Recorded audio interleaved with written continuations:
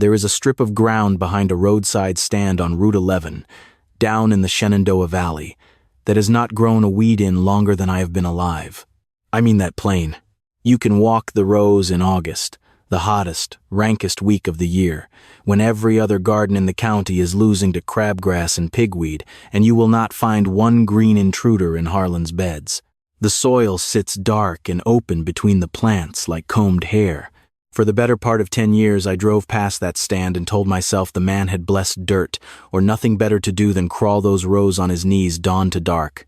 Then one slow Tuesday I stopped, bought a basket of his beans, and made myself ask him straight out how he did it.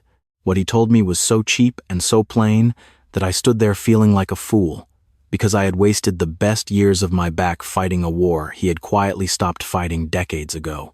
The whole answer had been sitting in a cardboard box in my own pantry the entire time. I am going to give you that whole answer today, the way he gave it to me, holding nothing back. There is a white box in your kitchen right now that costs under $1, and it is the heart of it.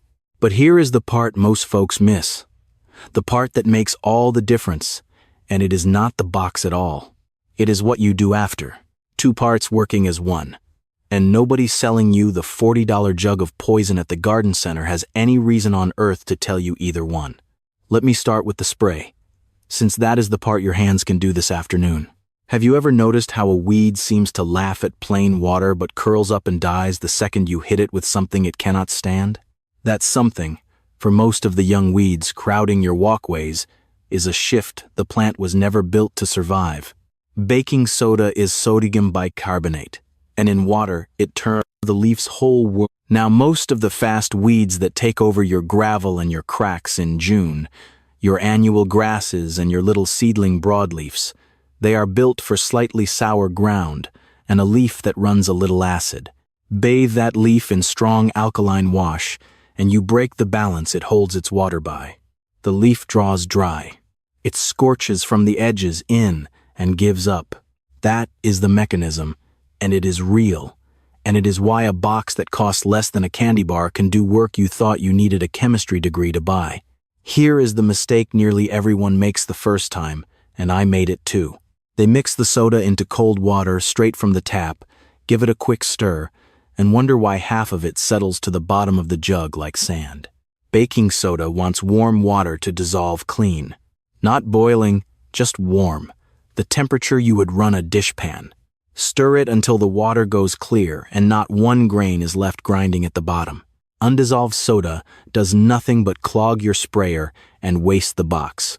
The recipe I will lay out in full a little later, but the bones of it are this: warm water, a good scoop of baking soda dissolved all the way in, a small squirt of plain dish soap, and you mix it fresh every single time. It weakens sitting overnight, so make what you will use and no more. Mix it fresh, use it that day. Done. And you will notice the store does not sell this in a bottle with a nice label. There is a reason. You cannot patent baking soda. It has been off the patent books since before your grandmother was born. No company can build a quarterly earnings report on teaching you to reach into your own cupboard. So they do not teach it. And it quietly slipped out of common knowing, and a whole generation grew up thinking weed control came in a jug with a skull warning on the back. Which brings me to why that jug is the worst deal, even when it works. The strong chemical killers do knock a weed flat, I will not pretend otherwise. But they do not stop at the weed. Under every square foot of decent garden ground, there is a whole hidden crew you never see, and they are the reason anything grows for you at all. Threads of fungus finer than sewing thread, wrapping the roots of your good plants and feeding them water and minerals from farther out in the soil than the roots could ever reach alone. Bacteria by the billion turning dead leaves into the dark crumb that makes your tomatoes fat. Elaine Ingham, the soil biologist who spent her career at Oregon State counting these creatures under a microscope, showed the world that a single teaspoon of living garden soil holds more of them than there are people on this earth. That is your real fertility. That is the engine. And the broad chemical sprays, the glyphosate and the rest, a growing stack of research now says they do not leave that crew untouched. They knock back the very fungi and microbes your plants lean on. So you spray to win a small fight against a dandelion and you lose a large one you never see, and the next year the ground is a little more dead and a little more dependent on the bottle, which suits the man selling the bottle just fine. The mistake here is thinking the goal is a dead weed. The goal is a live soil. A weed is a symptom. Poisoned dirt is the disease. Now, here is the line I want you to carry out of this whole talk, because it is the thing Harlan understood that took me half a lifetime to see. Killing the weeds you can see is the easy half and the least important half. The soil under your feet is holding thousands of weed seeds in every handful. Seeds that can lie patient in the dark for years, decades even, waiting. Clear one weed and the ground just sends up the next. So the man who spends all summer spraying and pulling is bailing a boat with a hole in it. The real work, the only work that ever ends the war, is making sure those buried seeds never wake up in the first place. And there is a beautiful piece of science under that, one the old-timers knew in their hands long before anyone put it in a journal. Most of those buried weed seeds will not sprout in the dark. They need a flash of light to trigger them.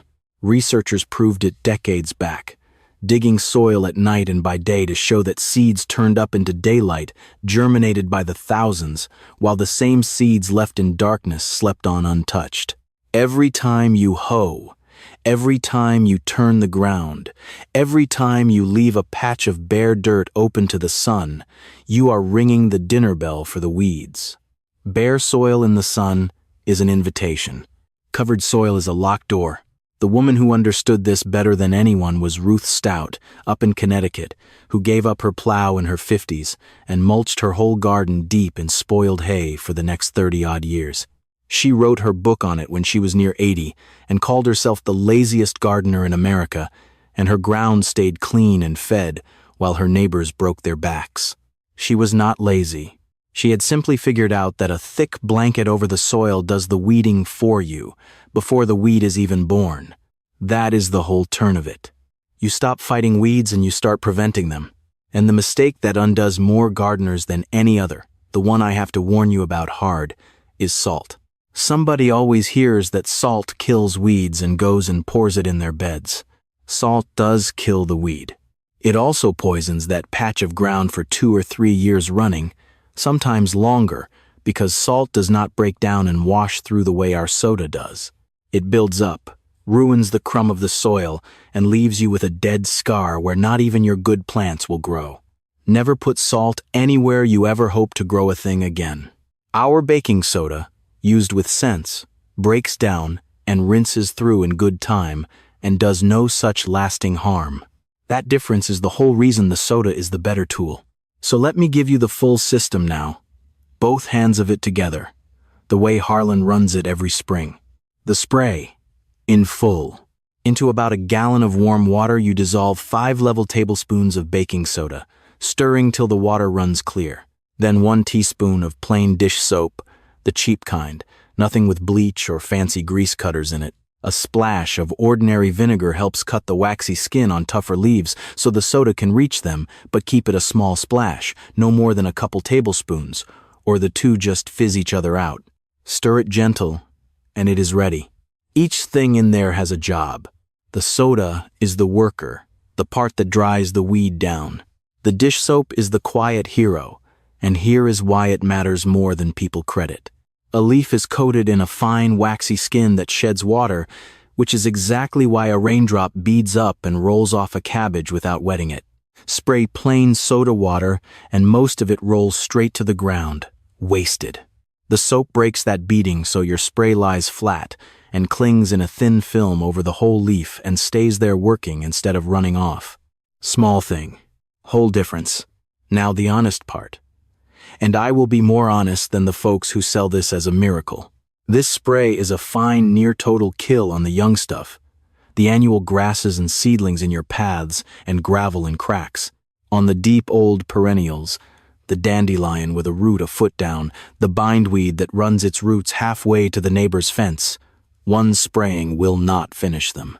It burns the top and weakens the plant, but the root has strength stored down deep and will send up new leaves.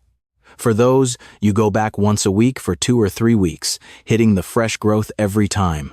Think of it like a wood stove burning down to nothing when you stop feeding it splits. Each time you burn off the top, the root has to spend its stored strength to grow new leaves, and each time you burn those off before they can pay the root back, until the root runs its cellar empty and quits. Patience. Not one magic shot. And the one rule you must never break with this spray. It kills any green thing it lands on. It does not know your lettuce from your crabgrass. So you use it only where you want nothing at all growing. The gravel, the cracks in the walk, the driveway edge, a lone weed standing off by itself. Never broadcast it over a bed of vegetables and never over the lawn, or you will burn brown dead patches right into them. Among your good plants, you pull by hand, or you shield the weed with a scrap of cardboard while you spray, or you paint the spray on with an old brush. Spray on a dry day with no rain coming, toward evening when the sun is off the leaf, so it does not dry to a useless crust in the noon heat before it can work. Dry weed, dry day, cool evening. And keep it well back from your pond or well. Then comes the half that actually wins the year. The mulch. And what you cover with depends on where you are covering. On the flower beds and the shrubs, a few good inches of bark or wood chips, which you can often get by the truckload for nothing from a tree crew, glad to be rid of it. On the vegetable beds, not bark but straw, or your own dried grass clippings, laid a few inches thick around the plants, cheap and clean and rotting down to feed the ground. In the cracks of the walk, after you have burned them clean, you sweep in sand, and Harlan stirs a little baking soda into that sand, about 1 part soda to 10 of sand, and that alkaline fill keeps the weeds from rooting back in. Once a year, he freshens it. Here is the myth I want to correct, because half the internet repeats it. You will read everywhere that vinegar kills weeds down to the root. It does not.